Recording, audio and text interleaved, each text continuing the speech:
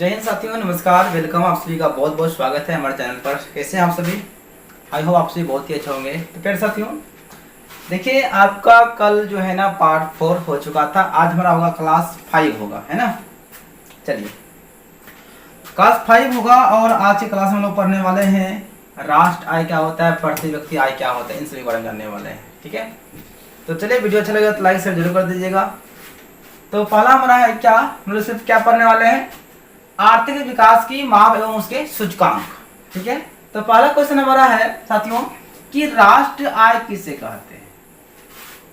देखिए किसी देश में एक वर्ष की अवधि में, यानी एक वर्ष की अवधि के अंदर में, ठीक है ना, उत्पादित सभी वस्तुओं एवं सेवाओं के मौद्रिक मूल्य के योग को हम लोग राष्ट्र आय कहते हैं। यानी कि एक वर्ष के दरमियान में, मतलब एक किसी भी देश के अंदर में, है ना, एक वर्ष के अंतर में, ठीक है, एक वर्ष के दरमियान में जितना भी वस्तु या सेवा उत्पादित हो जाएगा उसके पूरे मौद्रिक मूल्य को हम लोग क्या बोलेंगे, राष्ट्र आय कहेंगे।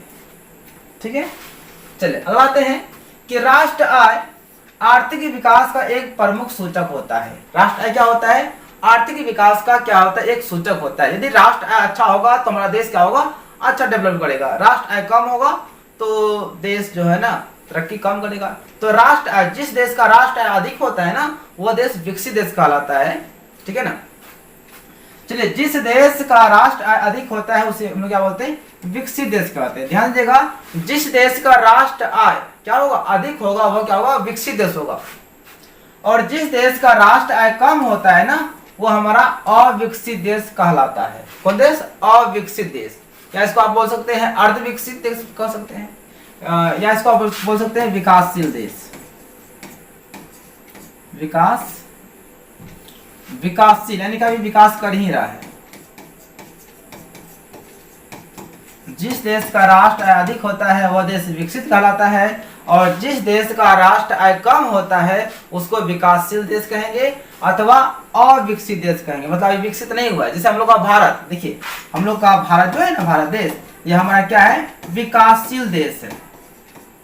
विकासशील देश है। आप ना, विकास अभी इसमें नहीं हुआ है, विकास कर ही रहा है। और इसे विकासशील का यहाँ पे विकसित की बात करेंगे, जैसे आपका हो गया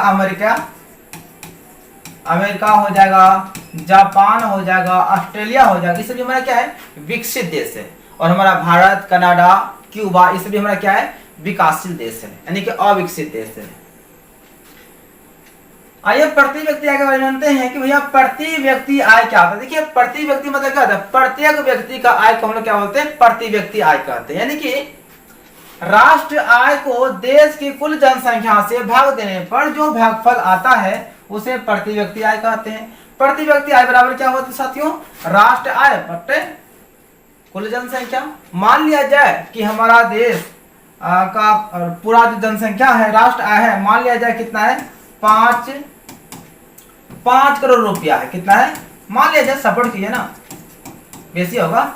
मान लिया जाए कि हमारा देश का, भारत देश का जो राष्ट्र आय है वह कितना है, 5 करोड़ है। और जनसंख्या मान लिया जाए कि जनसंख्या कितना है, मान लिया जाए कि 33 लाख जनसंख्या है।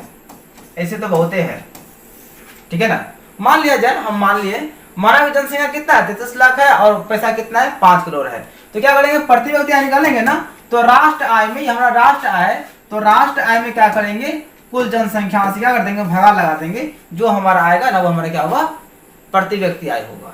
ठीक है, तो इसको अगर हम देखें तो मान लीजिए इसका मान थोड़ा और हम अच्छा लेते हैं। मान लीजिए कि राष्ट्र आय हमारा कितना है,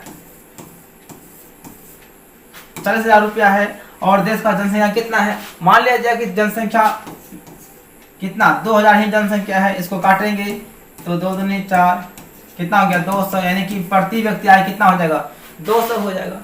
यानी कि कहने का मतलब हुआ, राष्ट्र आय में देश की कुल जनसंख्या से भाग देने पर जो कट के जो भागफल आएगा ना, वही हमारा क्या होगा, प्रति व्यक्ति आय हो जाएगा। ठीक है, चलिए आगे बढ़ते हैं।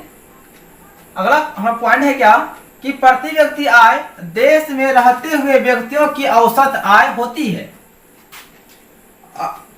आर्थिक विकास की माप करने के लिए प्रति व्यक्ति आय को सबसे बेहतर सूचकांक माना जाता है। यानी कि आर्थिक विकास को अगर हम देखें कि आर्थिक विकास क्या प्रगति पर है या फिर नहीं है, इसको जांच करने के लिए हमें क्या पता करना पड़ेगा, प्रति व्यक्ति आय।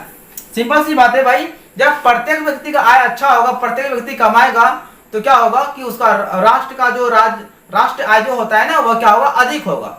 जब प्रत्येक राज्य का आय अधिक होगा तो जाहिर सी बात है, हमारे देश में कितने राज्य हैं, 28 राज्य है। यदि मान लिया 28 राज्य का प्रति व्यक्ति आय ऊपर होगा, अच्छा होगा, तो हमारा देश क्या होगा, विकसित देश में आ जाएगा। तो अभी हमारा देश जो है ना विकासशील देश है, विकसित देश नहीं है। तो यानी कि किसी भी देश की प्रगति के लिए अगर जांच करना हो या विकास, आर्थिक विकास का उसका पहचान करना हो, जांच करना हो, तो देखना पड़ेगा कि प्रति व्यक्ति आय कितना है, प्रत्येक व्यक्ति कितना कमाता है। प्रति व्यक्ति आय से हम लोग पता कर लेते हैं कि उसका आमदनी कितना होगा, उस देश का आमदनी कितना होगा। जाहिर सी बात है, अगर मान लिया जाए कि एक घर में 5 बेटा है, एक पिताजी है, 6 हो गया। यदि 6 लोग अगर कमाएगा तो उसका क्या होगा, घर का जो आय होगा ना, वो क्या होगा, ज्यादा होगा। यदि मान लिया जाए कि 5 व्यक्ति में एक ही व्यक्ति कमा रहा है, बाकी बात सब बैठ के खा रहा है, उसका प्रति व्यक्ति आय क्या होगा, कम होगा। ठीक है, अगला चीज है विश्व बैंक की विश्व विकास रिपोर्ट के अनुसार 2006 के अनुसार में जिन देशों का प्रति व्यक्ति आय 4,53,000 रुपये प्रति वर्ष या इससे अधिक है, तो वह देश क्या होता है, हमारा विकसित देश के अंतर्गत में गिना जाता है। यानी कि 2000 विश्व बैंक विश्व विकास रिपोर्ट के अनुसार 2006 में जो है ना रिपोर्ट जो बनाया गया था, इसके अनुसार से जिस देश का प्रति व्यक्ति आय बच्चों कितना 4,53,000 से अधिक हो, इतना हो या फिर इससे अधिक हो, तो वह जो है ना देश किस में आता है, हमारा विकसित देश में आता है। आइए हमारा अगला रिपोर्ट है कि विश्व बैंक की विश्व विकास रिपोर्ट के अनुसार जिन देशों की प्रति व्यक्ति आय 37,000 या इससे कम हो, कितना हो, 37,000 या इससे कम हो, तो वह उसका प्रति वर्ष हो या फिर इससे कम हो, तो उन्हें हम लोग क्या बोलते हैं, निम्न, हाँ, उन्हें हम लोग क्या बोलते हैं, निम्न आय वाला देश कहते हैं, यानी कि विकासशील देश कहते हैं। जैसे हमारा भारत देश जो है, इसका प्रति व्यक्ति आय ना बहुत ही कम है, 37,000 से भी कम है। तो यहाँ पे देखिए भारत के प्रति व्यक्ति आय 2004 में जब मापा गया था, वह कितना था, मात्र 28,000 प्रति वर्ष प्रत्येक व्यक्ति था। इसका मतलब हुआ कि 37,000 से कम है ना 28,000, इसका मतलब हुआ हमारा देश जो है ना किस में आता है, विकसित देश में आता है। इसलिए भारत को निम्न आय वाले देश के अंतर्गत में, मतलब इसलिए भारत को जो है ना निम्न आय वाला देश कहा जाता है, यानी कि विकासशील देश कहा जाता है। अगला आते हैं कि मानव विकास सूचकांक के 3 सूचक होते हैं, यानी मानव जो विकास करेगा, जो मानव के विकास का जो सूचक होता है वह 3 होता है। एक क्या होता है, जीवन आशा होता है, जो जीवन हम लोग खाना पीना खाते हैं, जीवन का आशा जो होता है, और शिक्षा प्राप्ति होता है। शिक्षा होना बहुत ही महत्वपूर्ण चीज है। यदि मान लीजिए शिक्षा नहीं होगा ना, तो हमारा देश आगे नहीं बढ़ेगा, हमारा राज्य आगे नहीं बढ़ेगा। इसलिए व्यक्ति को शिक्षित होना बहुत जरूरी है। अगला क्या है, जीवन स्तर। जीवन स्तर का जो रहन सहन होना चाहिए वह थोड़ा ऊंचा लेवल का होना चाहिए। इसको हम लोग क्या बोलते हैं, देखिए HDI मतलब क्या, ह्यूमन डेवलपमेंट, यहाँ पे ह्यूमन होगा HU, ठीक है ना, क्या होगा HUMAN, ह्यूमन डेवलपमेंट इंडेक्स, यानी कि मानव विकास सूचकांक हमारा हो गया। UNDP इसका फुल फॉर्म होता है यूनाइटेड नेशन डेवलपमेंट प्रोग्राम।